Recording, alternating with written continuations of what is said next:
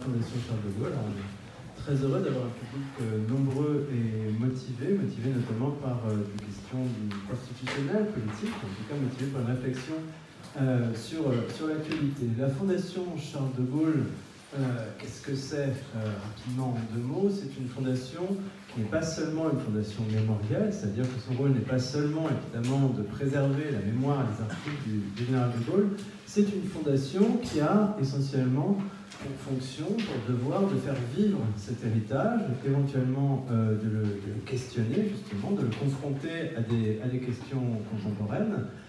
Son siège est à Paris, donc rue de Solferino, mais ses activités sont multiples. Nos activités se déploient en fait dans plusieurs thématiques. D'abord, évidemment, nous sommes un centre de recherche universitaire. On travaille encore sur l'histoire du gaullisme. Il y a encore justement des notions auxquelles il faut réfléchir. On va notamment bientôt travailler sur la notion de libéralisme d'État. On a travaillé sur les enjeux de défense l'an dernier, ce qui a donné lieu à l'apparition d'un petit ouvrage de synthèse. On va réfléchir l'an prochain aux héritages gaullistes en matière de politique étrangère. C'est également une fondation qui travaille en direction des jeunes, des collégiens, des lycéens. Ma collègue Diane Grière donc, est ici et on a mis en place tout un système de formation pour aller parler de Gaulle aux jeunes, pour transmettre cet héritage. C'est une fondation qui représente un petit peu l'image de Gaulle à l'étranger. On va beaucoup voyager, on va aller en Chine, on va aller en Côte d'Ivoire, on va aller au Liban, avec à chaque fois des expositions, des modules de formation également, pour essayer malgré quelque part de faire rayonner le modèle français à travers la figure de Gaulle qui reste l'une des plus connues. C'est enfin évidemment une fondation qui est là pour les événements mémoriels, qui travaille à des expositions, et je peux d'ailleurs vous annoncer que nous allons frapper un grand coup en 2020 aux Invalides, puisque nous préparons une exposition très ambitieuse sur l'année 1940. Mais ici, nous sommes dans une de nos fonctions fondamentales, qui est celle justement de réfléchir et de faire réfléchir sur l'héritage gaullien. Le thème de cette année proposé par Jean-Noël Jeannet et l'équipe des Rendez-vous de l'Histoire, c'était innover, justement. Eureka, innover, découvrir.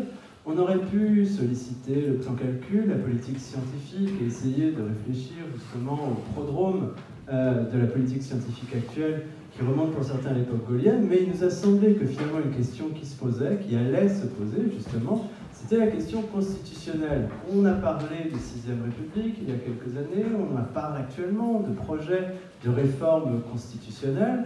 Le président actuel en a parlé tout en se réclamant paradoxalement d'un esprit gaullien.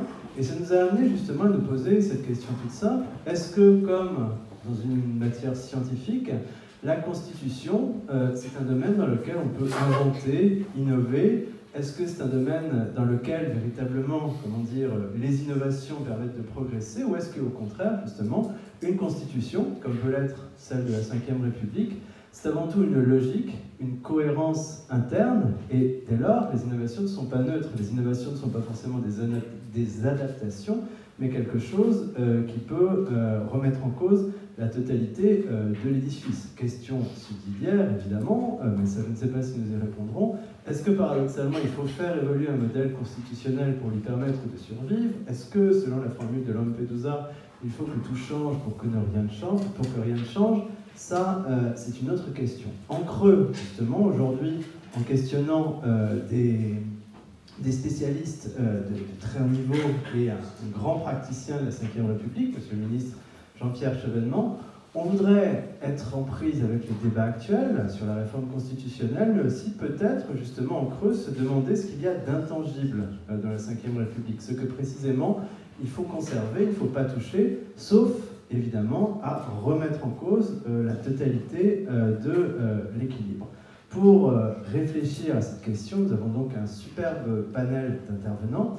À ma gauche, d'abord, monsieur le ministre Jean-Pierre Chevènement, que je ne vous ferai pas l'affront de présenter, bien évidemment, et qui, comme ministre de François Mitterrand, à plusieurs reprises, à l'industrie, à l'éducation nationale, à la défense, a eu justement cette expertise de la Ve République, et surtout qui est toujours extrêmement généreux dans sa manière de partager son expérience gouvernementale. J'ai également à ma droite, cette fois-ci, M. Philippe Reynaud, professeur à l'université Paris 2 Assas et récent auteur aux éditions Perrin d'un ouvrage L'esprit de la Ve République, donc, que je vous engage à lire, sans doute un futur classique, justement, qui permet de proposer une remise en perspective, justement, de la Ve République et de son évolution à partir de l'héritage gaullien. Tout à fait à ma gauche, mon ami Nicolas Rousselier, maître de conférence à l'UEP de Paris, et lui aussi auteur, voici 2 ans, d'un ouvrage majeur, La force de gouverner, une histoire de l'exécutif en France du 19e siècle à nos jours, dont justement l'un des intérêts, l'un des moindres, n'est pas de permettre de remettre la Ve République dans une perspective de long terme, et de nous faire comprendre que c'est un régime qui, quelque part, vient d'héritage, vient de loin, qui est aussi une tradition exécutive, justement, dans la Troisième République, à laquelle Nicolas Rousselier a réfléchi. Enfin, tout à fait à ma droite, M. Arnaud Tessier, inspecteur général de l'administration, président du conseil scientifique de la Fondation Charles de Gaulle et récent biographe de Philippe Séguin aux éditions Perrin.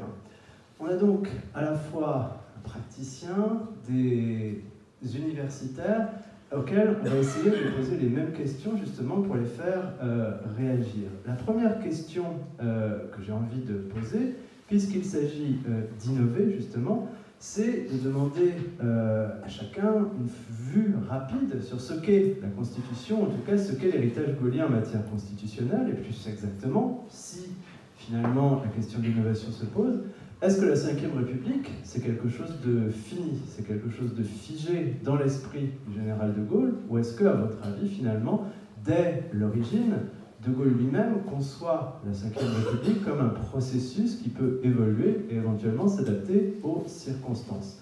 Je me tourne vers vous, Monsieur le Ministre, donc, pour cette première question.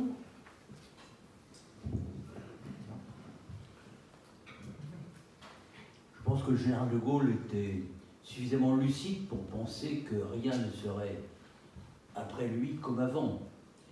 Peut-être n'a-t-il pas véritablement anticipé le changement qu'allait provoquer la réforme de 1962, l'élection du président de la République au suffrage universel, parce que toute la réflexion du général de Gaulle, telle que je la comprends, à travers le discours de Bagneux essentiellement, il y a le discours d'Épinal, mais le discours du fort et le discours de Bagneux, qui est prononcé en 1946, après que Charles de Gaulle a quitté le pouvoir, tourne autour de cette idée d'un arbitre national, d'un président qui vraiment en soit un. Or, pour y parvenir, il faut qu'il échappe à la pression des partis. Et c'est cette réflexion qui gouverne très largement la pensée du général de Gaulle, telle qu'elle va s'exprimer à travers les institutions de la Ve République, adoptées par le référendum de septembre 1958. Mais à l'époque, l'arbitre national procède d'un collège de grands notables, qui sont 90 000 à peu près. Et évidemment, les choses changent brutalement quand le président de la République va procéder directement du suffrage universel. Je ne m'étends pas sur les raisons qui ont poussé le général de Gaulle à opérer cette réforme, que visiblement il n'avait pas prévue en 1958, mais il s'est rendu compte en 1962, avec la fin de la guerre d'Algérie, que naturellement les hommes de la 4e République allaient revenir aux commandes, et qu'ils disposaient de suffisamment de moyens de pression sur ce collège de grands notables pour que quelqu'un d'autre que lui soit élu président de la République. Donc il a utilisé l'article 11 de la Constitution pour procéder à cette réforme qui, curieusement, a remis en selle les partis unis. Je m'explique. 1962, 1965. François Mitterrand obtient, essentiellement d'ailleurs du Parti communiste, enfin il l'a obtenu de Guy Mollet d'abord, qui était le secrétaire général de la SFIO, mais il obtient du Parti communiste, dont le premier secrétaire est Waldeck Rochet, d'être le candidat unique de la gauche. Et ça va être le tremplin pour François Mitterrand, sur lequel il va construire la suite de sa carrière et de son entreprise. Parce qu'il est le candidat unique de la gauche, cela crée une dynamique dans le pays. Il fait quelque chose comme 33% des voix au premier tour et 45% au second. Donc, pour un homme politique qui était très marginalisé, il se trouve propulsé sur l'avant-scène. C'est formidable. Et en 1971, le Parti socialiste, en portant François Mitterrand à sa tête, d'une certaine manière, l'installe comme candidat potentiel à l'élection présidentielle. C'est-à-dire que le Parti socialiste, rénové sur la base d'un choix très clair en faveur de l'union de la gauche, par la conjonction d'un certain nombre d'éléments, mais je passe sur ces aspects qui ne sont pas au cœur de notre discussion, le Parti socialiste s'adapte aux institutions de la Ve République. Donc vous voyez, 62, 71, il n'en fallu que 9 ans pour que le Parti socialiste s'adapte aux institutions de la Ve République. À droite, Jacques Chirac favorise l'accession au pouvoir de Valéry Giscard d'Estaing, mais dans la foulée, il crée le RPR, qui est un parti dont le but est évidemment de le porter à l'Élysée. Un jour, ce jour viendra, longtemps après, 1995. Donc le RPR est créé en 1975. Non, le RPR, par Jacques Chirac. 76. L'année de la sécheresse. 76, donc 5 ans après le congrès d'Épinay, le RPR, c'est-à-dire le principal parti de la droite, s'adapte aussi aux institutions de la République, qui vont être le cadre de la joute qui va opposer le candidat de la gauche et le candidat de la droite. 74, Giscard d'Estaing et Mitterrand. 81, Giscard d'Estaing, à nouveau, mais président sortant, et Mitterrand qui l'emportera, mais qui l'emportera 10 ans après le congrès d'Épinay. Donc, je pense que le général de Gaulle n'avait pas prévu cette mutation. Ensuite, par l'effet du mode de scrutin aux élections législatives, qui n'est pas dans la Constitution, mais qui a un rôle puissant, on va aller vers une bipolarisation de la Ve République de plus en plus nette. Au début, il y a ce que M. Reynaud appelle le quadrille bipolaire, parce qu'il y a 2 composantes à droite et à gauche, puis on va aller vers un système bipartisan, dominé à gauche par le PS et à droite par le RPR. Donc ce système, il va tenir par, je dirais, les vertus de la rente institutionnelle qu'il procure aux 2 grands partis qui occupent successivement l'Élysée, ou quand ce n'est pas l'Élysée, qui remporte les élections législatives. Par exemple, la droite gagne les élections législatives de 93, et elle gagnera aussi l'élection présidentielle de 95. Il en ira différemment en 86, elle gagne les législatives en 86, il est vrai, corrigé par la proportionnelle, et 2 ans après, en 88, Mitterrand reprend l'avantage en prenant, m'a-t-il dit un jour, juste dans la foulée des élections de 86, les Français, par leur petit côté, c'est-à-dire le rejet des modifications finalement marginales que Jacques Chirac avait apportées à la législation, par exemple la suppression de l'impôt sur la fortune, la suppression de l'autorisation administrative de licenciement, toutes choses qui avaient une valeur emblématique, qui par conséquent ont permis la mobilisation de 88. Il y a eu aussi quelques autres affaires, l'affaire Malek Oussekine, la Nouvelle-Calédonie, mais je dirais, chacun comprend comment le président a pu instrumenter tout cela de telle manière qu'il puisse reprendre l'avantage le moment venu. Donc il y a une rente institutionnelle dont vont profiter successivement la droite et la gauche, le PS et le RPR, et cette rente va s'épuiser progressivement parce que comme ces deux partis ont des politiques assez voisines, dès lors qu'ils ont approuvé l'acte unique qui instaure le pouvoir de la Commission administrant la concurrence à l'échelle du marché unique, et puis d'autre part le traité de Maastricht, la monnaie unique, donc ils font des politiques qui sont finalement assez voisines. Donc une partie de l'électorat s'en détourne, soit qu'ils votent pour les extrêmes, le Front National, quelques formations d'extrême gauche, soit qu'ils s'abstiennent purement et simplement. Donc apparemment ce système est éternel, mais il s'épuise. Et on va s'en apercevoir avec François Hollande, qui ne pourra même pas se représenter, et qui ne donnera au Parti Socialiste que le choix de perdre le plus à gauche possible. C'est la raison pour laquelle le Parti Socialiste désigne celui qui croit être le plus à gauche, parce qu'on peut s'interroger sur le fait de savoir si le fait de mettre les gens à la retraite avant qu'ils aient commencé de travailler est vraiment une réforme de gauche. Hein. Disons que Benoît Hamon est le candidat désigné, mais le Parti Socialiste à 6,5%, quelque chose de cet ordre-là. Donc, exit le Parti Socialiste, et la droite elle-même est très fragilisée par le fait que le nouveau président, qui est élu, je dirais, mécaniquement, dès lors qu'il est au deuxième tour face à Marine Le Pen. Marine Le Pen est le grand stabilisateur du système, contrairement à ce qu'elle essaye de faire croire. Elle n'est pas du tout anti-système. Elle est comme la quille du bateau, qui maintient le bateau en équilibre, qui l'empêche de chavirer. Car, naturellement, au deuxième tour, quiconque est candidat face à Marine Le Pen est élu président de la République. Donc, je vois que il y a des hochements de tête, mais nous pourrons en discuter. Disons que Emmanuel Macron fait 24% au premier tour, il en fait 66% au deuxième.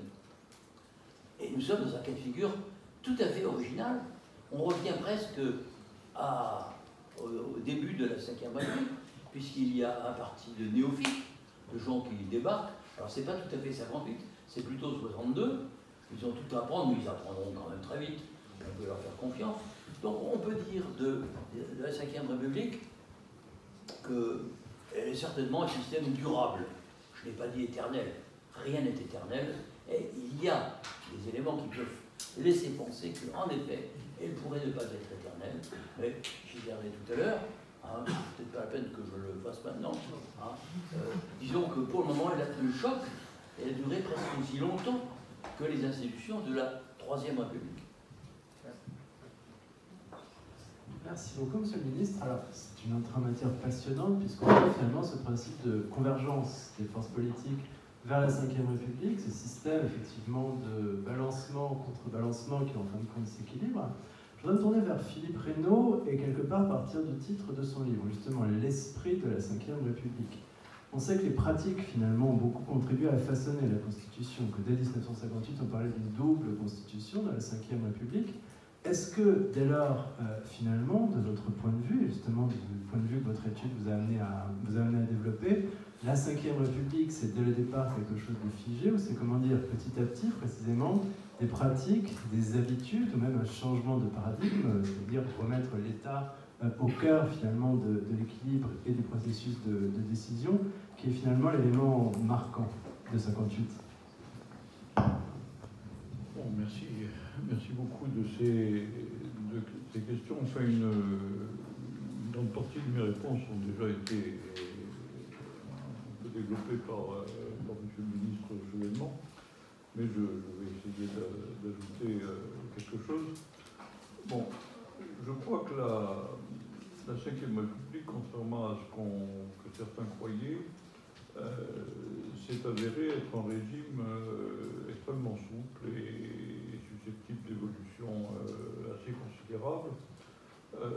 Peut-être parce que au départ c'était quelque chose qu'on peut décrire, pour reprendre une catégorie que beaucoup de gens utilisent aujourd'hui, c'était une sorte de régime mixte.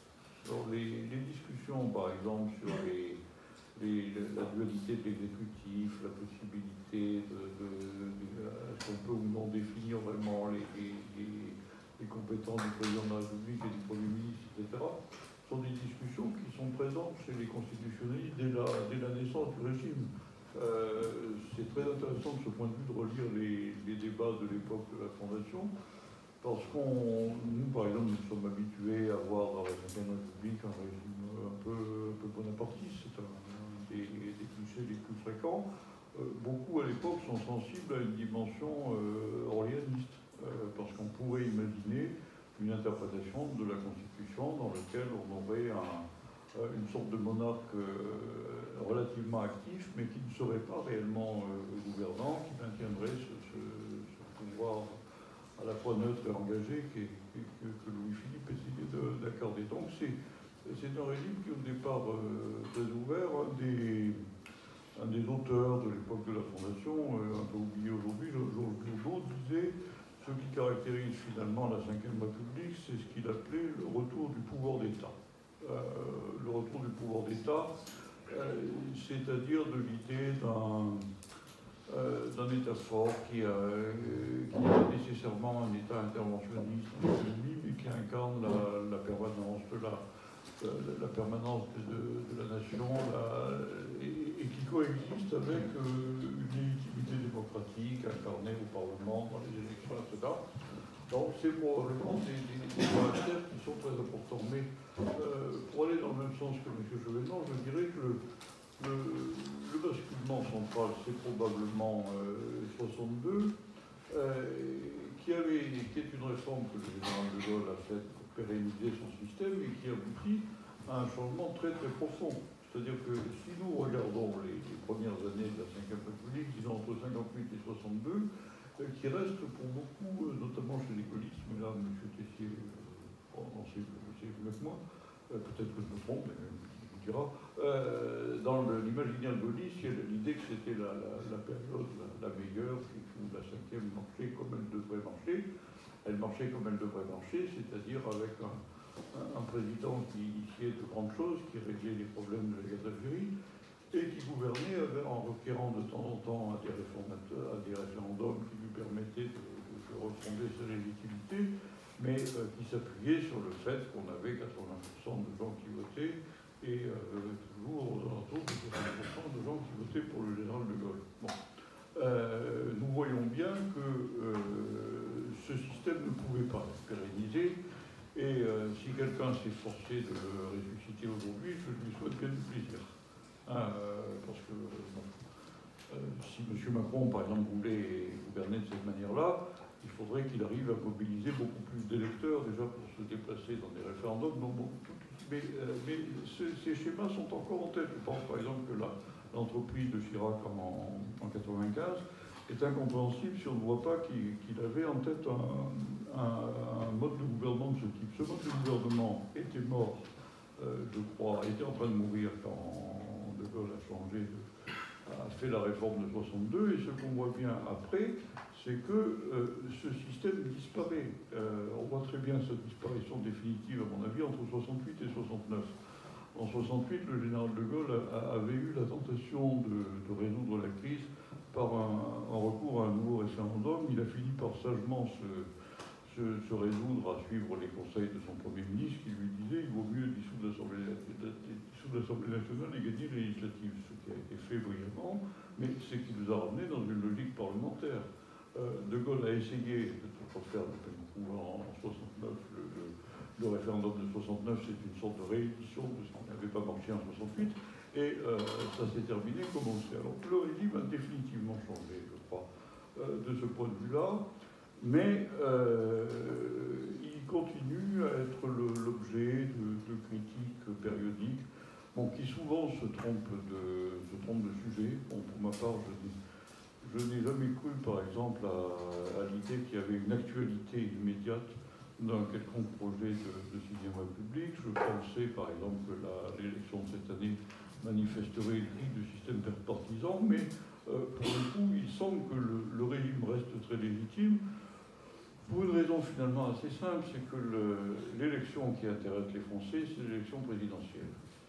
Alors, il y a de bons esprits qui disent, bon, puisque ça les intéresse, gardons l'élection présidentielle, l'élection du président, je crois, universelle, mais en rognant les pouvoirs du président. Ça me paraît une illusion, parce que je pense que l'élection présidentielle est celle qui intéresse les gens, parce que le président a des grands pouvoirs.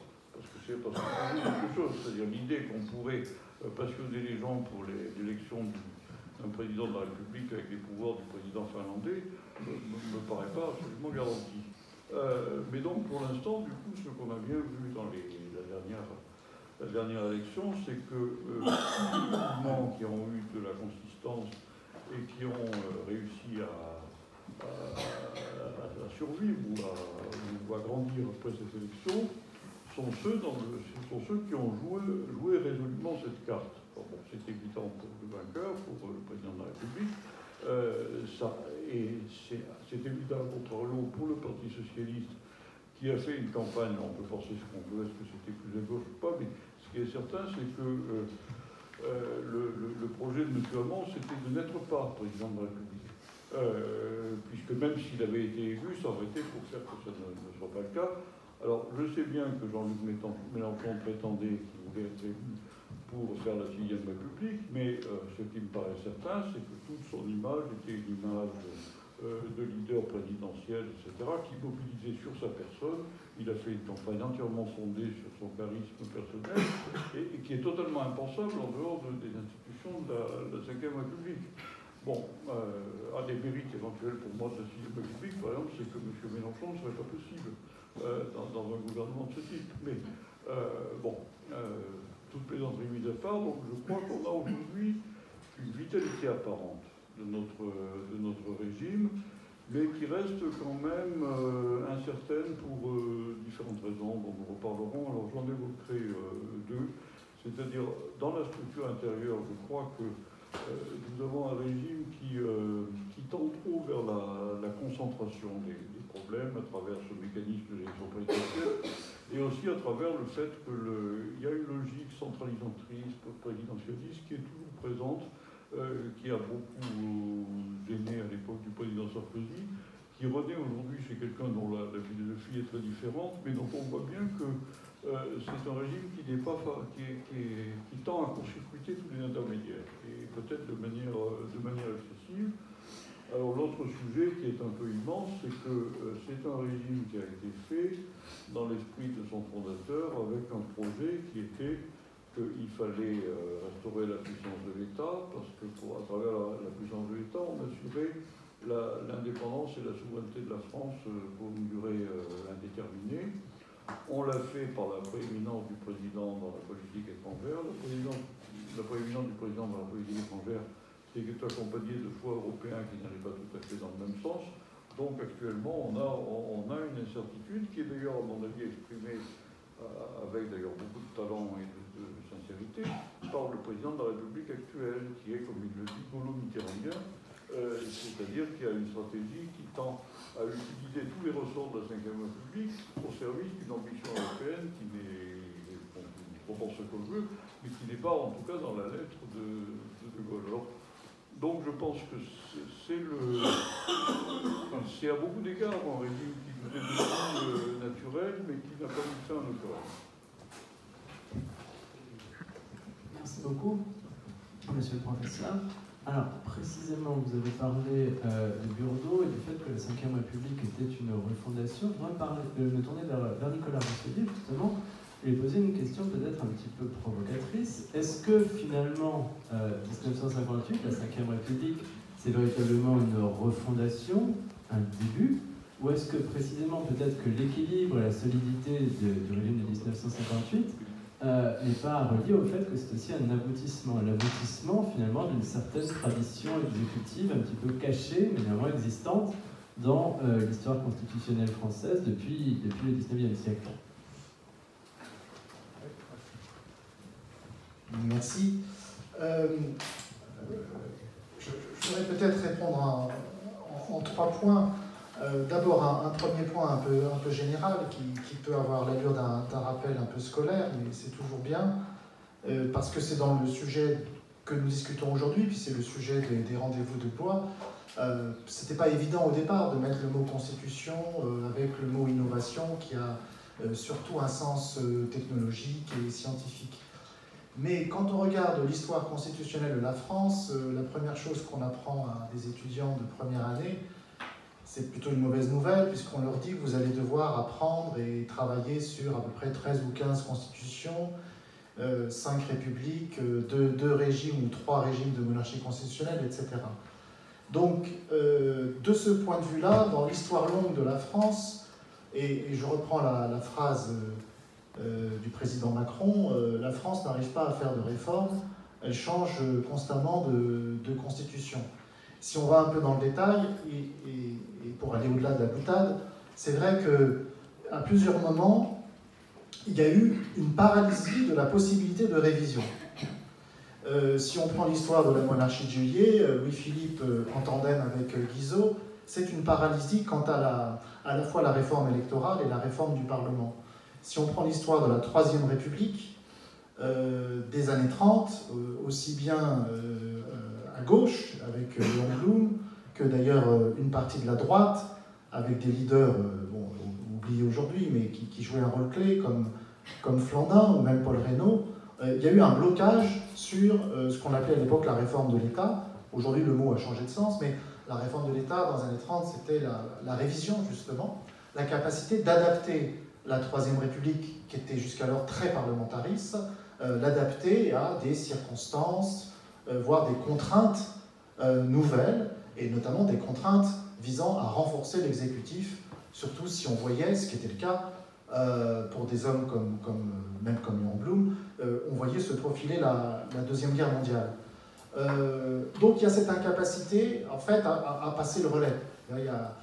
Voilà, on n'a pas eu une seule constitution se révisant à la manière américaine, avec des amendements, mais on a toute cette série de constitutions. Donc ça, c'est la première remarque. La deuxième remarque, arrive la Constitution de 1958. Et la Constitution de 1958 a certainement dans son berceau une équation qui a fait sa force pendant un certain temps.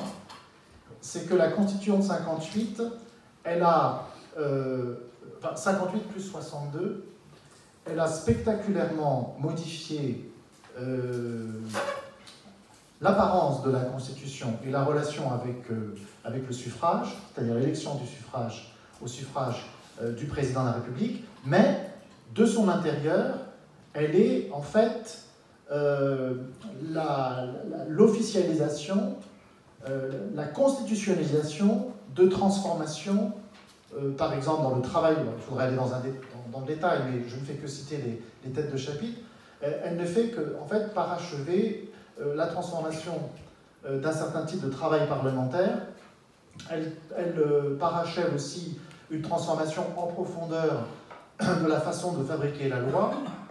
Elle transforme les décrets-lois de la Troisième République ou de la Quatrième, qui étaient considérés comme dérogatoires, attentatoires à la tradition républicaine, mais qui étaient pratiqués, et elle les transforme en ordonnances qui sont, et on le sait aujourd'hui, qui sont fichées au centre de la Constitution et qui du coup deviennent légitimes d'un point de vue strictement constitutionnel. Donc effectivement, comme Frédéric vient de le dire, elle est plutôt la réussite d'une novation spectaculaire, en même temps que finalement elle a bénéficié de tout un travail souterrain. On peut penser à la manière par exemple de concevoir le rapport entre le décret et la loi, qui était un travail de la jurisprudence du Conseil d'État. Et en gros, si vous voulez, la pensée Conseil d'État est devenue constitutionnelle. Notamment le fait de penser que la loi devait être mineure par rapport à tout l'attirail que l'exécutif peut utiliser quand l'exécutif gère une politique publique, des décrets, des ordonnances, etc. Alors, le troisième point qu'on peut aborder, et ça rejoint ce que disait Jean-Pierre Chevènement, c'est De Gaulle dans tout ça. Parce qu'évidemment, l'équation de la cinquième, c'est une nouvelle constitution. En gros, c'est la manière française d'adapter la démocratie moderne à l'avènement de l'exécutif, mais on voit ça dans d'autres pays. En Angleterre, ça se passe beaucoup plus, j'allais dire calmement, de manière moins visible, mais ça se passe aussi. Le Premier ministre en Angleterre, on parle parfois chez certains Anglais de la dictature du Premier ministre, en raison de la centralisation d'un organigramme qui s'est complexifié et qui permet au Premier ministre de largement contrôler les choses.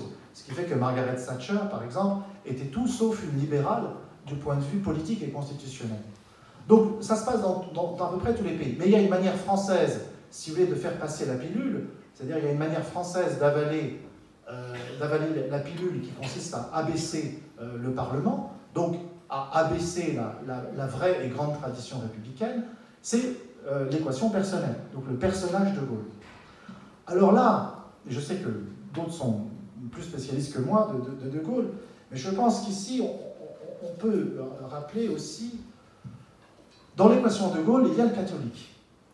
Un catholique laïque qui sépare de manière assez soigneuse, pas totale, mais qui sépare de manière soigneuse la sphère publique, dans laquelle il intervient comme président, et puis la sphère privée, dans laquelle, on le sait, lui, ou aussi bien sa famille, son épouse, pratique la religion catholique.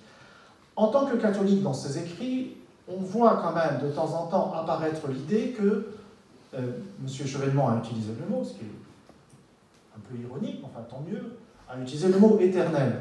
Donc l'éternel, c'est l'Église dans l'histoire.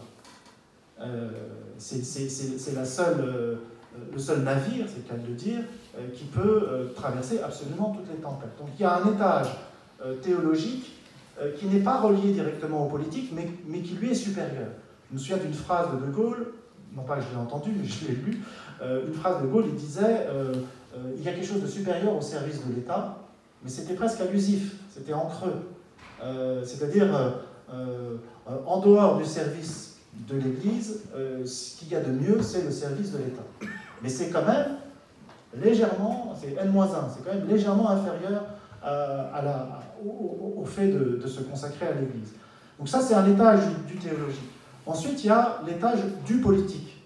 Bon, c'est une distinction un peu scolaire, mais le politique et la politique. Le politique, c'est l'État, la nation, et là, dans le patriotisme de Gaulle, son type d'éducation, la façon de voir l'histoire nationale, le récit national, pour lui, dans le politique, il y a un État et une nation qui a des hauts et des bas, des hauts assez élevés et des bas très profonds, mais qui normalement doit passer plusieurs siècles.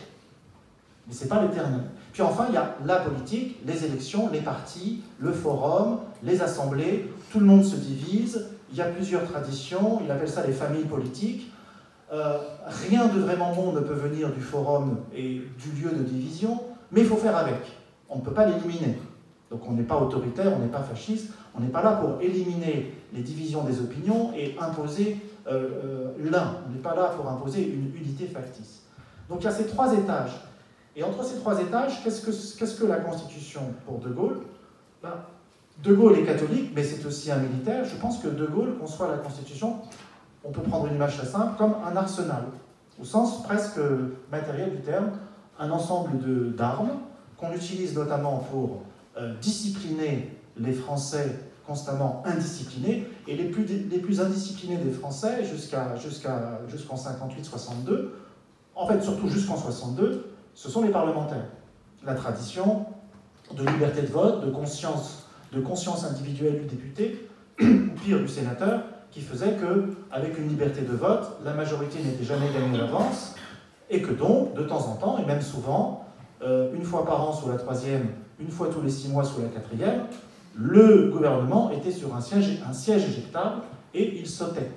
Autrement dit, je jargonne, mais la primauté ontologique était entre les mains de la discussion parlementaire, et avec la cinquième, la primauté vient à la stabilité du gouvernement. Pour caricaturer, on peut dire, la pensée de Gaulle, c'est le politique, donc la préservation de l'État, est une chose trop sérieuse pour être laissée entre les mains de parlementaires qui passent leur temps à se diviser. Bon. Alors donc on a un arsenal qui s'appelle ordonnance, qui s'appelle le 49.3, qu'on utilise pour, et on a une légitimité ontologique à le faire en fonction de l'État, on utilise cet arsenal pour éviter la chute du gouvernement et puis assurer dans la continuité des politiques publiques, assurer dans la continuité des votes. Donc c'est un arsenal. Et de ce point de vue, comme tout stratège, l'arsenal peut être changé, peut être modifié. Donc, c'est pour ça que je reprends l'image de l'innovation technologique. On peut éventuellement ajouter une arme ou en enlever une autre. Et du coup, l'arsenal, je pense, reste ouvert. Donc ma conclusion, c'est qu'il y a un constitutionnalisme gaulien qui est profondément original par rapport à la pensée républicaine, parce qu'il pense la politique comme un arsenal et pas comme un code chargé d'appliquer la souveraineté de la nation ou des concepts de ce type-là. Merci Nicolas. Alors effectivement, penser la Constitution comme un arsenal, ça renvoie à beaucoup de choses. Ça renvoie aussi à la pensée de Gaulle dans les années 30, justement, puisque sa pensée constitutionnelle a commencé à se forger quand, militaire, il a bien vu les insuffisances de décision de la Troisième République dans les années 30. Mais pour en arriver maintenant, sinon aux menaces, du moins, comment dire, aux éléments qui ont forcé à l'évolution de la Ve République, je voudrais me tourner vers Arnaud Tessier, qui, je le rappelle, a été un très proche collaborateur de Philippe Séguin. Depuis 1958, on a vu finalement une forme de double évolution, en tout cas de double reformatage de la Ve République, par le haut et par le bas.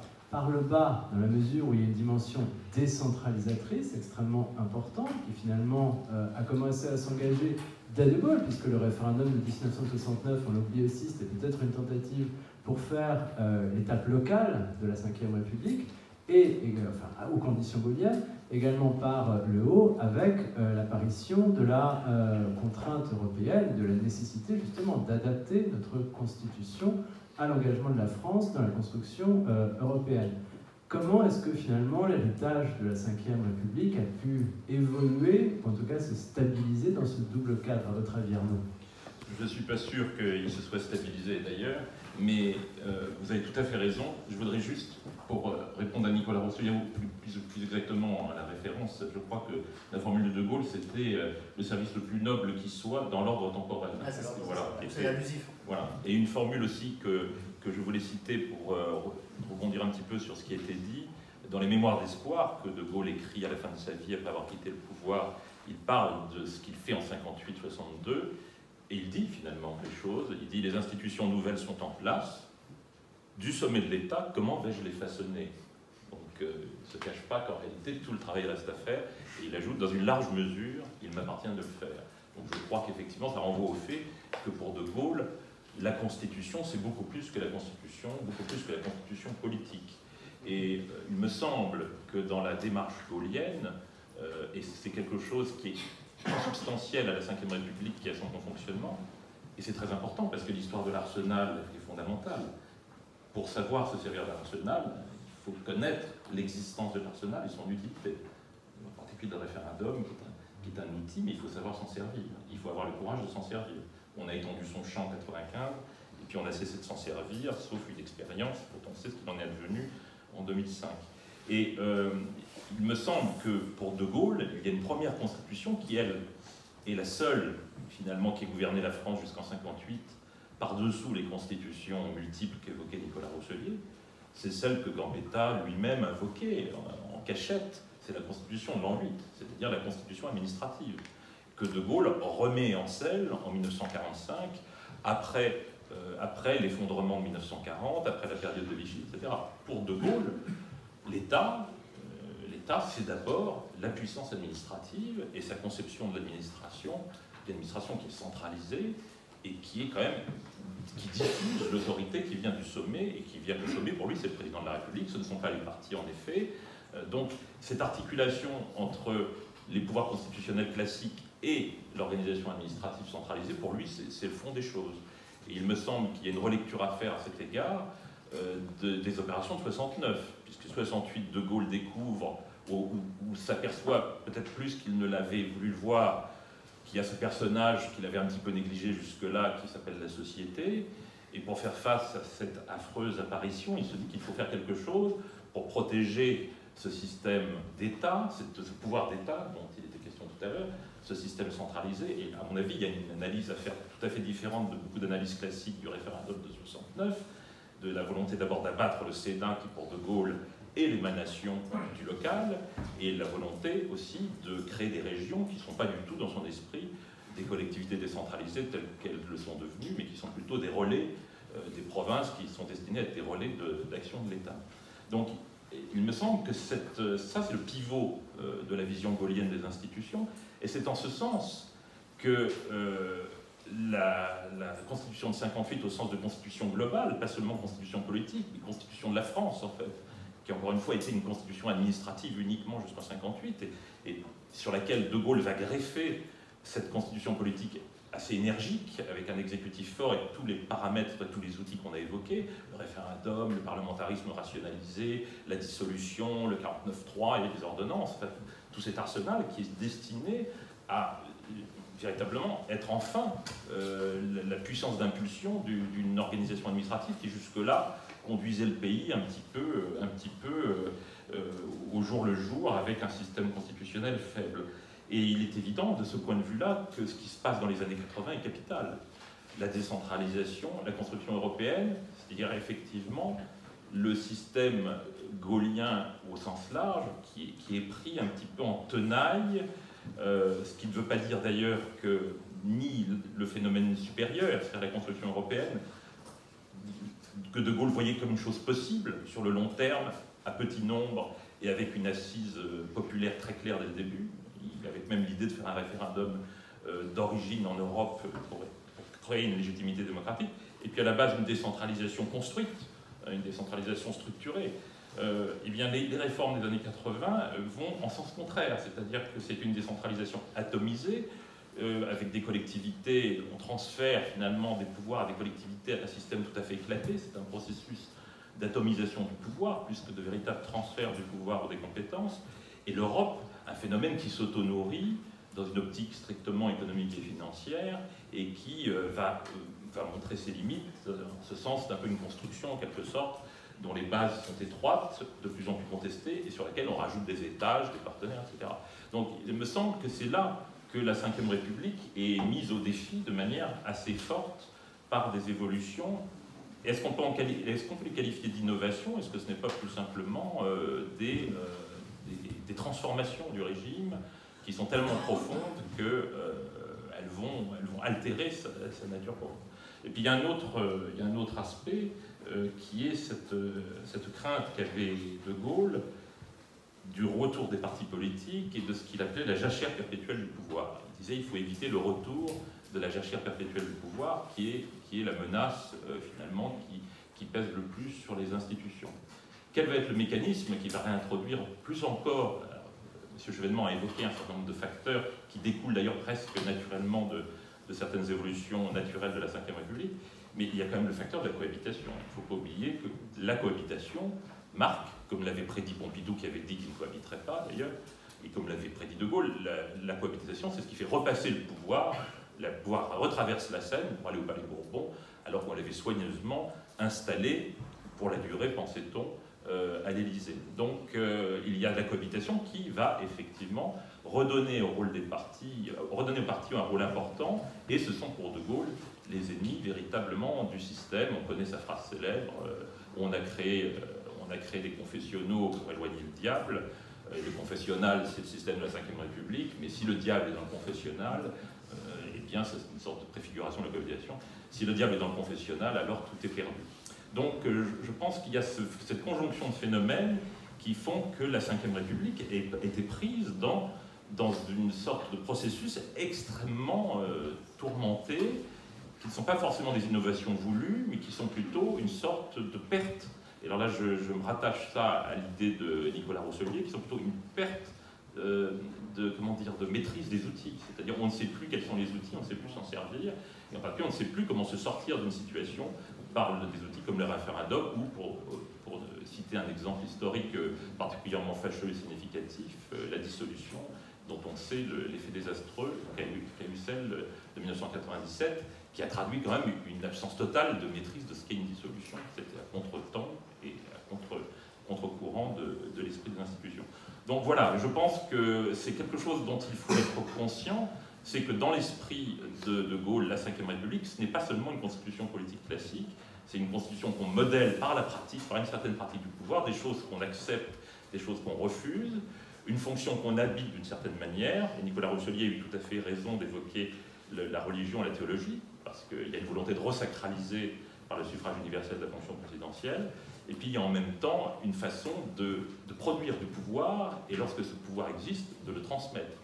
Le pouvoir ne sert à rien si on transmet du pouvoir atomisé aux collectivités ou à l'Europe. Il faut que le pouvoir soit quelque chose, une substance qui a de la consistance et qui doit être l'antidote de cette jachère permanente du pouvoir. Donc il y a, à mon avis, de grosses incertitudes qui pèsent sur les institutions, et peut-être, mais là j'anticipe sur les questions suivantes, peut-être que le sujet véritable, c'est comment on reprend possession de ce que Nicolas Rousselier appelait effectivement, enfin, ce qu'on peut appeler aussi la boîte à outils, c'est-à-dire les instruments. Merci beaucoup Arnaud. Alors, l'occasion est trop belle, je rebondis évidemment sur votre formule, une perte de maîtrise des outils face à la décentralisation, face également à l'accélération de la construction européenne. Je me tourne vers Jean-Pierre Chevènement en tant que penseur de la 5e, mais aussi en tant que praticien de ces institutions, justement au tournant des années 80-90. Avez-vous eu alors le sentiment, justement, que face à cette double évolution, la 5e République, finalement, perdait un petit peu son âme? Merci. Alors vous dites perte de maîtrise des outils. Et M. Rousselier parlait d'un arsenal. Et un arsenal est forcément au service de quelque chose, un projet stratégique. Et une boîte à outils ne sert à rien s'il n'y a pas quelque chose à faire. Et je voudrais insister sur le fait qu'il y a la théorie et puis il y a la vie, la pratique.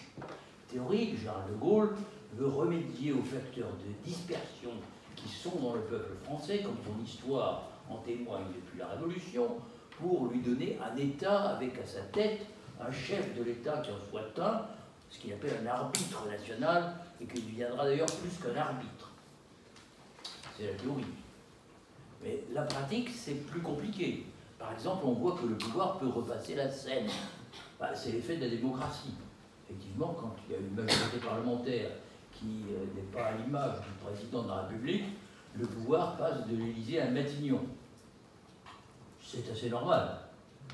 Hein, ça n'est pas... D'autant que souvent, l'Élysée reprend le dessus.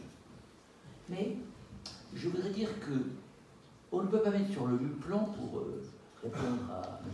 Fogacci, on ne peut pas mettre sur le même plan la décentralisation et puis la construction de l'Europe. Parce que la construction de l'Europe touche, non pas en théorie à la souveraineté, mais à des compétences qui sont transférées au niveau européen, mais, excusez-moi, ces compétences touchent la monnaie, le commerce extérieur, l'administration de la concurrence, c'est-à-dire la politique industrielle, la politique budgétaire, qui est sous l'œil de la Commission, qui est encadrée dans un processus triennal et fait l'objet, pour les pays qui sont l'objet d'une procédure de mise en conformité, d'une négociation permanente entre Bruxelles et les services du ministère des Finances. Le Parlement est quand même relativement marginalisé. Jacques Delors disait « L'Europe, c'est le transfert de 80% de la législation à Bruxelles. »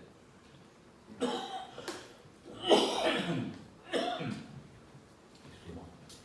Je ne pense pas que ce soit tout à fait 80%, mais on n'en est peut-être pas si loin, puisque sont transposées par le Parlement les directives, les règlements, les lois votées par le Conseil européen et le Parlement européen. C'est le mécanisme de la codécision. Tout ça se transfère automatiquement. Et une grande partie des textes débattus au Parlement sont des textes de transposition que le Parlement ne peut pas vraiment amender. Donc, la souveraineté, c'est un principe qui demeure, c'est la nation. Mais, je dirais, ce principe, une fois posé, dans la réalité, on voit bien que les compétences ont été très largement transférées par traité ou simplement par l'effet de la marche normale des institutions européennes, des textes qu'elles adoptent, du droit dérivé, de la jurisprudence européenne, de la Cour de justice de l'Union européenne, domaine proliférant. On est arrivé à une situation où la 5e République, qui est au départ conçue comme étant au service de la nation, de son indépendance, destinée à lui rendre un État qui en soit un, la 5e République change de nature devient un outil, et combien puissant, de mise en conformité de nos politiques avec ce qui est décidé à Bruxelles ou à Francfort. Hein, mais je dirais que le TSCG, le traité budgétaire européen, va très loin. Quand on le lit, il prévoit la réduction à 0, quelque chose des déficits budgétaires et la réduction du niveau d'endettement à 60% du PIB. C'est-à-dire qu'on n'est pas au bout de l'affaire. Donc, cette machine européenne a produit quand même de la déflation depuis presque une dizaine d'années, depuis la crise de 2008, mais surtout la crise de l'euro en 2010, de la déflation, de la stagnation, un chômage de masse, en tout cas dans les pays d'Europe du Sud, et en France, un peu plus de 9%. Il n'y a pas vraiment de défense européenne, vous savez bien, c'est l'OTAN, c'est-à-dire les États-Unis. Et puis, dans beaucoup de domaines, on le voit avec les réfugiés, le terrorisme, etc., l'Europe manifeste une certaine impuissance, de même que face aux GAFA américains ou face aux grands fonds chinois, l'Europe est-elle vraiment un outil? On va prendre la métaphore de la boîte à outils et de l'arsenal. Hein, est-ce que c'est un outil? En tout cas, l'arsenal, il sert à une chose, c'est à assurer la conformité de la politique publique, des politiques publiques, avec le dessein européen. Et, à mon sens, c'est là qu'est le problème, parce que il n'est pas évident qu'il y ait un consensus populaire. Je rappelais tout à l'heure que Emmanuel Macron a été élu au premier tour, pas été élu au premier tour, il a obtenu au premier tour que 24%, c'était très bien, ça le mettait devant Marine Le Pen. Ça s'est joué à pas grand-chose, puisque, au fond, M. Fillon avait 1,5 point de retard, hein, et M. Mélenchon 2,5 points. Mais si le curseur s'était légèrement déplacé, l'élection a peut-être pris une autre configuration. À mon avis, mais là, je diverge peut-être avec M. Rousselier, de toute façon, le candidat opposé à Marine Le Pen aurait été élu. Mais une fois élu, à quoi assiste-t-on? Nous assistons à l'implosion du Parti socialiste, arrivé au bout de sa course. La fin d'un cycle commençait à épiler. Je peux le dire, j'y étais. Donc, le Parti socialiste, c'est un parti qui n'a plus de projet, dans la pensée consistante, qui n'a pas de leader, qui n'a plus d'espace. Donc il est étouffé, privé d'air. Hein, il n'y a plus de siège. Ah oui, il n'y a plus de siège. Ah oui, alors, il y en aura un. Il a été du Palais Bourbon, enfin, place du Palais Bourbon. Et avant, l'époque antédiluvienne que j'ai connue, à la Cité Materne, c'était tout petit. Donc là n'est pas le problème. Mais le Parti socialiste manque d'air et la stratégie d'Emmanuel Macron vise à priver d'oxygène la droite. Chacun l'a compris. Donc il y a une espèce de course à la droite, comme il y a eu en 1914 une course à la mer entre l'armée allemande et les armées franco-britanniques. Cette course à la droite vise à priver la droite d'oxygène. Est-ce que ce sera un objectif accessible? Personnellement, je ne le crois pas. Je ne le crois pas.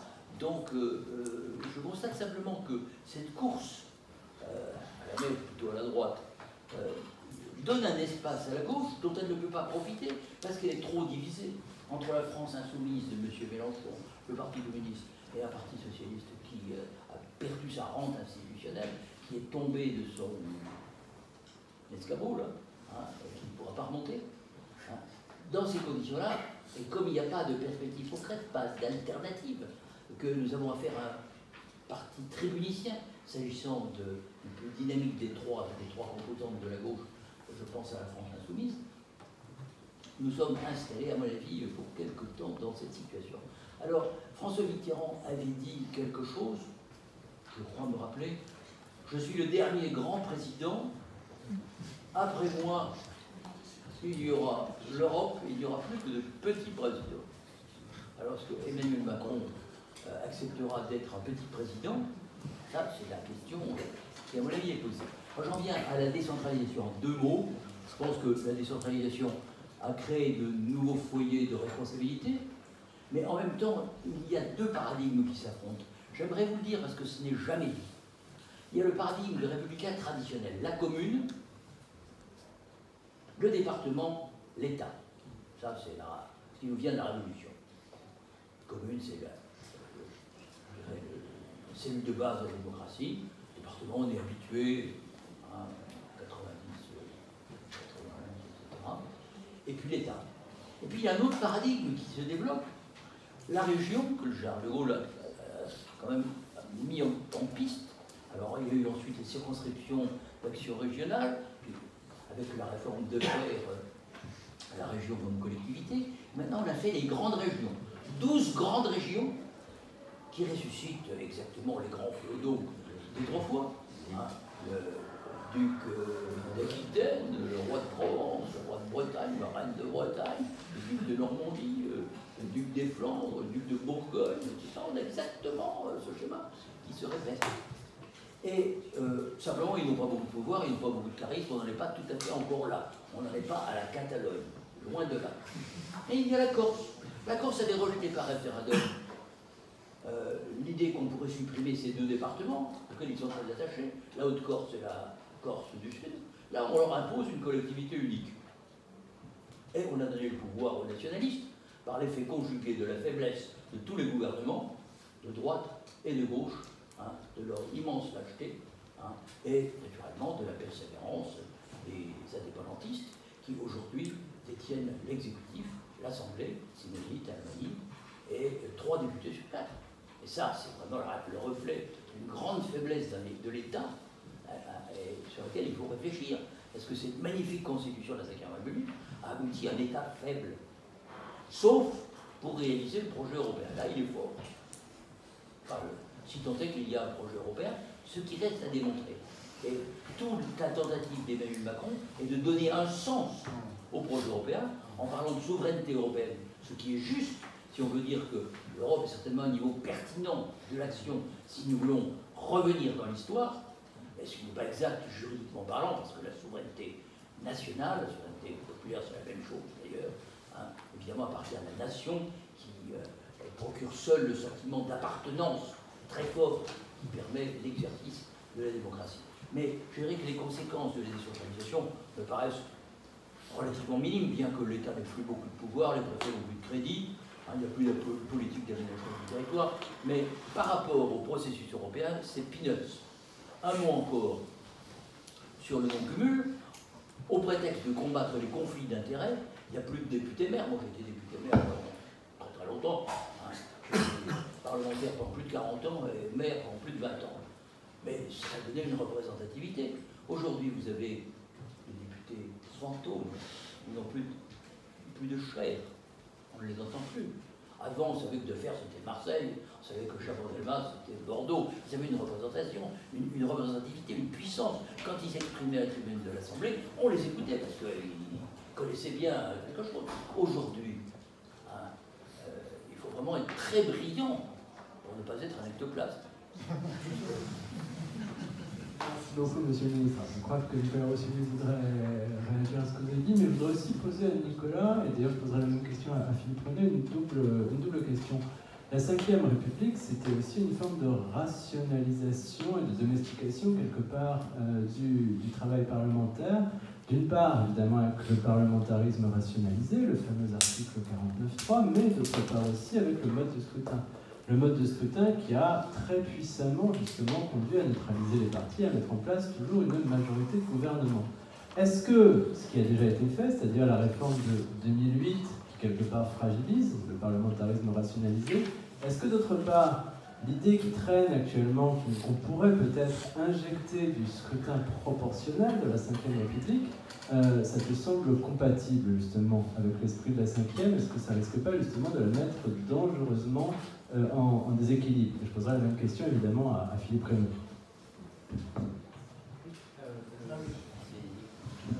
Oui, alors je voudrais répondre après le... Enfin, je pense que Jean-Pierre Chevènement a vraiment mis le doigt sur le point central, le point essentiel, notamment par rapport à cette question qui nous intéresse sur l'innovation est-elle possible dans la Ve République.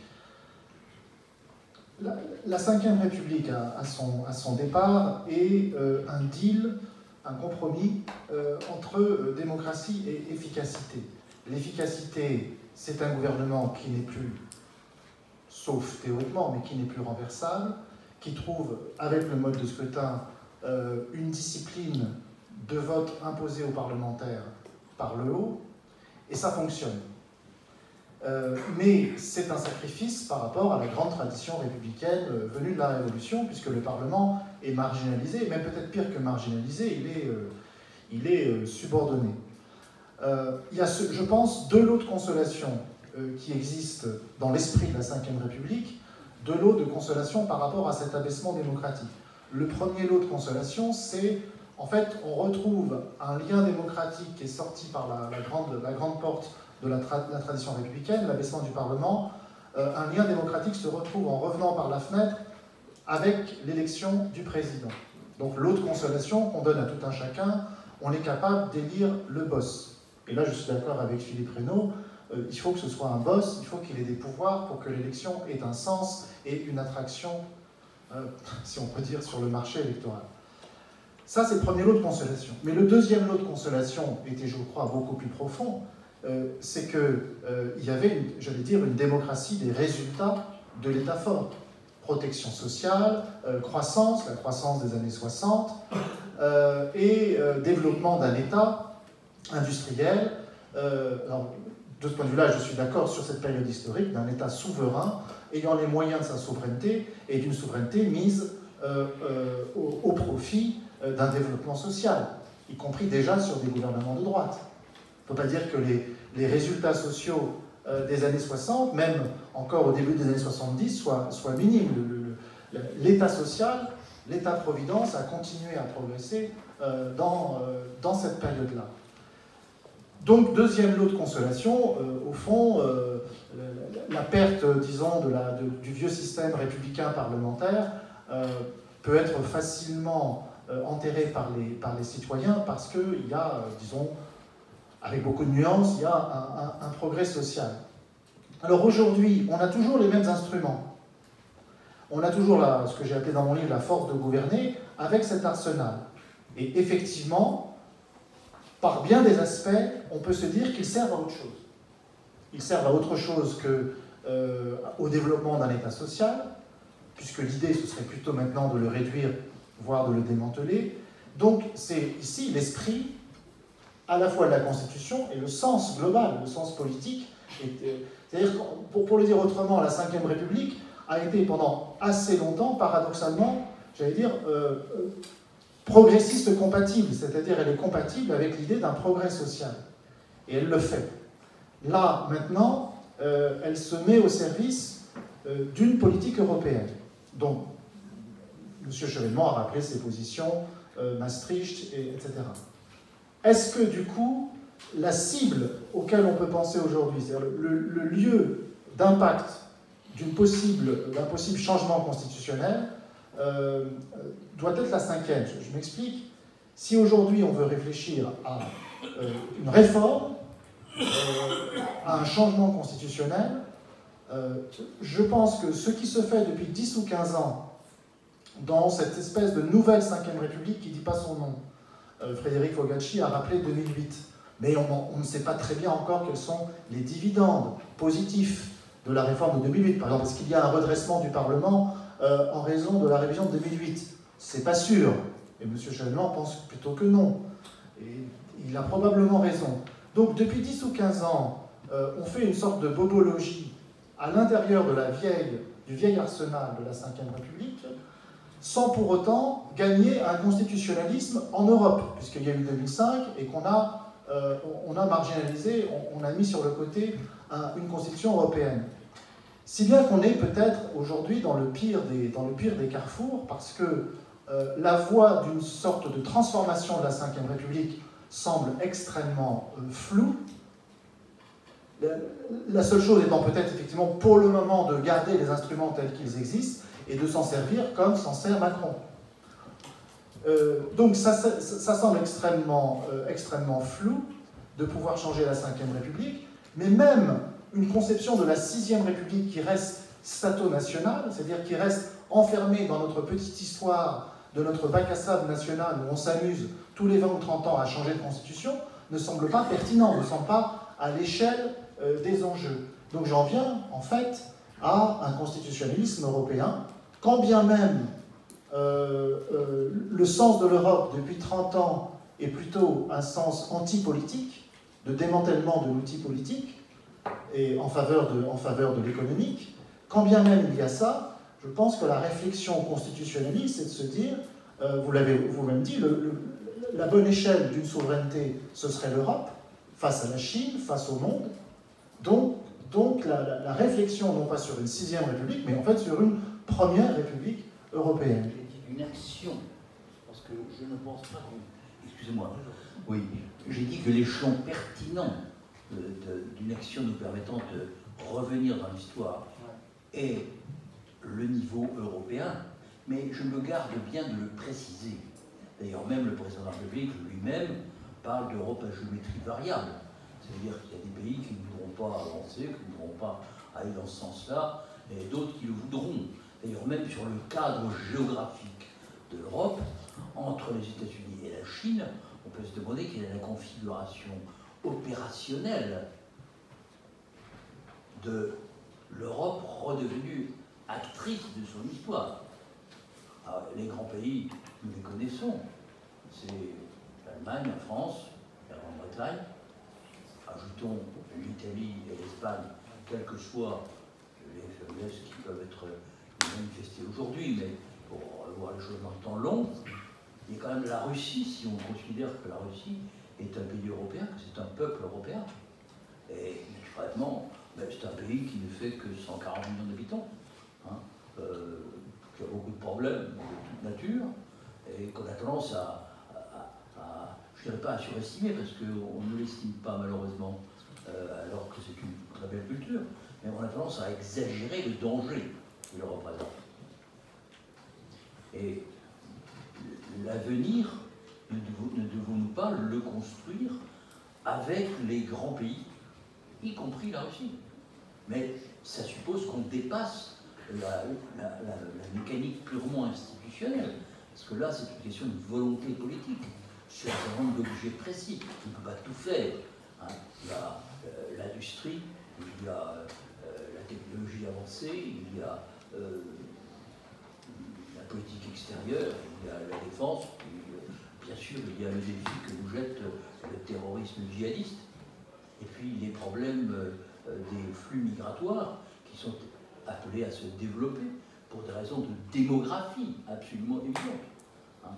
Donc, quelle est la réponse qu'on apporte à ça? Le président de la République a très bien vu le problème, puisqu'il parle du développement de l'Afrique et de la contribution que nous devons apporter au développement de l'Afrique. Une fois qu'on a dit ça, on n'a encore rien dit. Hein. Mais je dirais qu'on est dans une phase de redéfinition plutôt du projet européen avant de faire une constitution européenne. Moi, je veux bien qu'on explore cette possibilité. Je l'ai même écrit. Hein. C'est-à-dire que si on veut faire une seule nation entre la France et l'Allemagne, nous sommes deux peuples cousins, mais quand même très différents, il faut bien le dire, très probablement différents. Mais à ce moment-là, il faut faire un référendum. En France, est-ce que vous voulez épouser les Allemands? Et en Allemagne, est-ce que vous voulez épouser les Français? S'ils disent oui des deux côtés, on peut faire à ce moment-là une assemblée nationale unique. Ou un congrès, ou une chambre des représentants. Mais tant qu'on n'est pas arrivé à ce degré de fusion, on est obligé de raisonner en termes de confédération, c'est-à-dire de concertation entre les États et de coopération étroite, juxtaposant des volontés nationales, des souverainetés nationales convergentes vers des objectifs européens communs. Ça me paraît une approche réaliste, conforme au principe de réalité. Tout le reste me paraît une diversion, une échappatoire. Enfin, c'est mon sentiment. Merci. Alors, je voudrais me retourner vers Philippe Reynaud qui défend dans la conclusion de son ouvrage l'esprit de la Ve République. Il dit finalement ici iconoclaste, c'est que la Ve République est compatible avec le scrutin proportionnel. Quelque chose qui peut paraître justement étonnant, mais finalement, est-ce qu'on peut imaginer qu'avec une forme de donne politique nouvelle, la Ve République permette finalement à un président de se créer sa majorité, quitte à ce que ce soit une majorité à géométrie variable? Oui, si vous voulez bien, je vais partir un peu des questions qui viennent d'être savamment discutées par les préoccupants, parce que ces choses-là sont étroitement liées. Bon, on ne réglera pas aujourd'hui la question de savoir si et comment il faut passer à une constitution européenne, etc. Ce que j'avais dit pour ma part et que je maintiens, c'est qu'il y a un paradoxe dans notre histoire, c'est que le système de la Ve a été construit pour restaurer le pouvoir d'État autour d'une conception assez classique de la souveraineté nationale, que pour ça on a renforcé considérablement le pouvoir de l'exécutif, lequel, comme par hasard, s'est mis au service du projet européen au moins depuis François Mitterrand, si bien que ce système fonctionne pour d'autres fins que celle pour laquelle il a été créé. Mais ça ne veut pas dire que ces fins sont apparues par hasard. Bon, moi, je crois qu'il y a quelque chose dans les discussions nationales qui sont un petit peu fermées depuis le référendum de Maastricht. C'est-à-dire que, bon, je sais bien que Delors vous a dit que 80% de la législation vient de l'Europe, etc., mais il n'est pas vrai, me semble-t-il, que l'État français, la République française, ait perdu toute espèce d'initiative ou de capacité d'agir à l'intérieur des contraintes qu'elle s'est elle-même imposées. Parce que c'est pas personne n'a contraint, enfin, en tout cas, la France a choisi ses engagements européens, elle a peut-être eu tort, mais je trouve que ce qui est remarquable dans la situation française, c'est quand même le fait qu'on a l'impression d'un État et d'une nation qui ont davantage d'impuissance publique que les autres des nations européennes.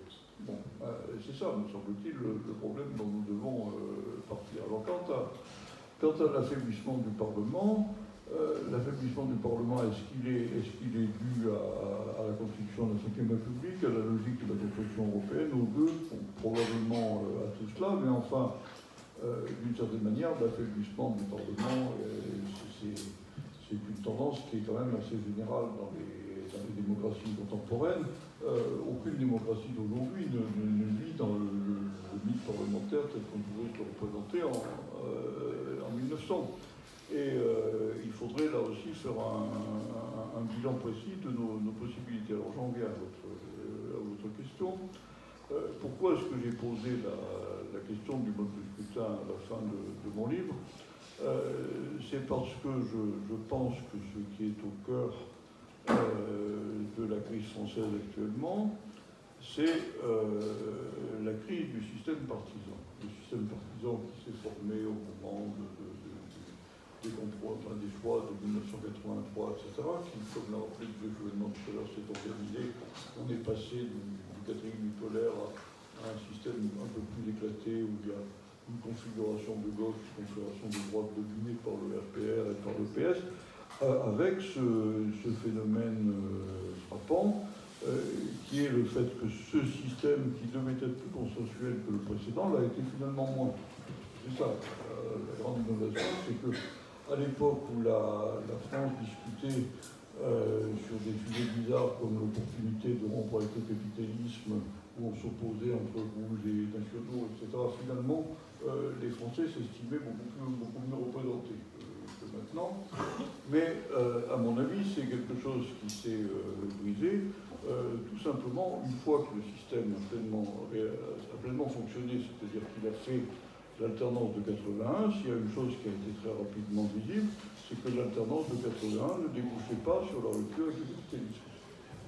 Et que donc toute la rhétorique sur laquelle s'étaient construites les oppositions politiques françaises avait quelque chose d'illusoire, de factice et de profondément bancal. Alors bon, pour me résumer, ce que je pense, c'est que nous sommes arrivés au bout d'une configuration dans laquelle le scrutin majoritaire à deux tours fonctionnait très bien, et il avait été choisi par le sortir de la logique de la 4e République, dans laquelle la combinaison de la proportionnelle et de ce qu'on appelait les attendements faisait un système très frustrant lui aussi, puisque ce système envoyait toujours les mêmes gouvernements et empêchait de régler aucune espèce de problème. Alors, ce que je crois, c'est que, sagement, les constituants n'ont pas constitutionnalisé la loi électorale. La loi électorale peut être changée, et ce que je pense pour ma part, c'est qu'il n'y a pas d'incompatibilité absolue entre le mode de scrutin, enfin un mode de scrutin qui ne ferait non pas une inciliation proportionnelle, parce que ça c'est du baratin réformateur, mais une dose relativement importante. Bon, il y a des modèles étrangers, des modèles allemands, etc., qui peuvent être intéressants, dans lequel je ne vois pas de raison, sauf si on me montre qu'il y en a une, pour que ça soit incompatible avec le dispositif central de notre Constitution, qui est l'élection d'un président de la République au suffrage universel, un président qui, de toute manière, quelle que soit la manière dont on débute au pouvoir, a le droit de dissolution. À partir du moment où il est élu au suffrage universel, où il a le droit de dissolution, je maintiens qu'il peut conserver, mais dans un mode de fonctionnement plus souple que celui auquel nous sommes habitués, un pouvoir très considérable dans la définition de la direction dans laquelle peut aller le pouvoir d'État dans un sens ou dans un autre, et qu'il a le pouvoir initial au moment de son élection, comme le disait un juriste un peu oublié aujourd'hui, qui était Léo Hamon, dans la Ve République, le président sculpte sa majorité. Moi, je ne pense pas qu'il lui soit impossible de sculpter une majorité dans un autre mode de scrutin que le nôtre.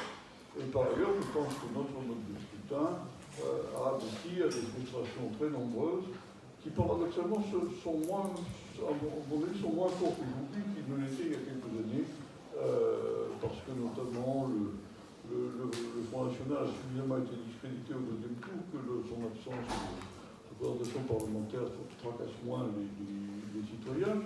Mais enfin, quand même, on a des écarts aujourd'hui qui, au vu de la mentalité démocratique d'aujourd'hui, choquent. Bon, je trouve qu'il y a une grande partie d'illusion là-dedans, c'est-à-dire qu'il n'y a aucune raison pour qu'on ait absolument une représentation à la virgule près des courants d'opinion. Mais les distorsions entre le scrutin majoritaire et l'opinion me paraissent très fortes aujourd'hui. Donc je pense qu'il faut envisager cette voie. Mais si vous voulez bien, j'ajouterai deux choses. La première, c'est que cette voie, à mon avis, serait bonne si on veut reparlementariser le régime un petit peu, dans les limites raisonnables, mais à une condition expresse, c'est de maintenir, de préserver, même à mon avis de restaurer en partie, les mécanismes de ce qu'on appelle le parlementarisme rationalisé, notamment le fameux article 49.3 qui est devenu une espèce au lieu d'une partie de l'opinion, une espèce de procédure autoritaire. Les procédures de ce type, ça existe dans tous les régimes parlementaires, parce que c'est absolument indispensable pour maintenir la cohésion des majorités parlementaires. Alors, si on allait vers un système proportionnel avec un parlementarisme affaibli dans ce mécanisme de discipline, là on irait vers quelque chose de catastrophique. Mais après tout, bon, Nicolas Rosselier connaît ça mieux que moi, après tout, dans toutes les discussions réformatrices qu'il y a, discussions sous-jacentes à la naissance de la Ve République, le parlementarisme rationalisé, c'était un des éléments majeurs, et de gauche, mais aussi qui est repris par la droite. Donc je pense que ces questions-là méritent quand même d'être ouvertes. Je n'ai pas de solution majeure, parce que je pense qu'il doit y avoir une harmonie entre les systèmes partisans et les systèmes électoraux, et on ne sait pas, à la fois vers les systèmes partisans. Bon, moi, je pense que si En Marche n'arrive pas à devenir si En Marche arrive à devenir une espèce de nouvelle UNR, de nouveau parti politique dominant, on n'aura pas besoin de changer la loi électorale. Mais je ne suis pas sûr que ce soit définitif. Donc, ce que je pense, c'est que ces questions devront être ouvertes. Alors, j'ajouterai un dernier point, si vous me permettez, c'est que Europe ou pas, France ou pas, etc., la crise française, c'est à beaucoup d'égards la version française d'une crise qui existe dans tous les pays développés. Dans tous tous les pays développés, qu'ils appartiennent ou non à l'Union européenne. Nous avons actuellement une recomposition en cours autour de trois pôles politiques. Il y a un pôle qui est favorable, un pôle central qui est favorable à la mondialisation en cherchant à mettre des amortissations sociales plus ou moins développées, qui est ce que le président Macron a essayé d'incarner en France. On a un petit peu partout des courants contestataires de gauche. M. Mélenchon, de ce point de vue-là, n'est pas isolé. La nouvelle direction du Parti travailliste en Angleterre a une ligne assez semblable. Comment il s'appelle oui, Corbyn en Angleterre, mais Bernie Sanders en Amérique, d'une certaine manière, de manière très différente de Mélenchon, exprimé des tendances de ce genre, et de l'autre, on a des contestations, disons, les contestations de gauche, si on y tient, se font sur la base d'une critique sociale de la mondialisation, les contestations de droite sur la base d'une critique culturelle, nationale, etc. Elles existent également partout.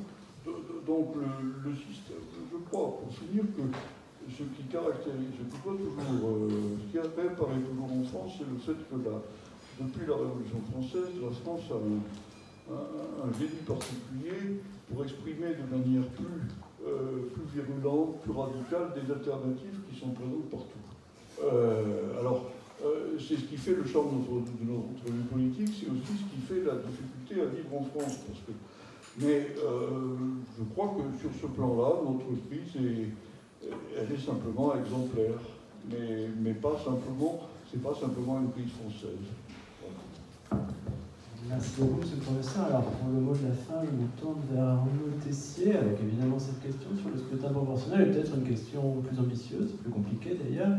Si on devait essayer d'isoler, dès lors, dans ce contexte mouvant, ce qui pourrait être l'ADN de la Ve République, c'est-à-dire, en quelque sorte, ce qui devrait rester intangible, faute de quoi on entrerait véritablement dans une autre logique, dans un autre système, par-delà la réforme de 2008, par-delà les réflexions actuelles sur la Sixième République, sur la réforme des pouvoirs, des prérogatives présidentielles, par-delà également les débats sur le scrutin proportionnel, qu'est-ce que, quelque part, il faudrait garder, en tout cas ne pas toucher, sauf à véritablement changer de République? Sur la proportionnelle, j'ai quand même une sorte de réticence instinctive, parce que la Ve République s'est déjà beaucoup convertie aux mœurs de la Quatrième, mais avec l'effet de stabilisation des institutions de la Cinquième, c'est-à-dire qu'on ne renverse pas les gouvernements, c'est-à-dire qu'on a un peu les inconvénients de la Quatrième, sans les avantages, les avantages ou les contreparties. Et par ailleurs, bon, ça pose quand même beaucoup de questions. Peut-être que ça nous amènerait à... Vous permettez, dans tous les pays européens d'aujourd'hui, il y a de la proportionnelle et on passe pas son temps à renverser les gouvernements.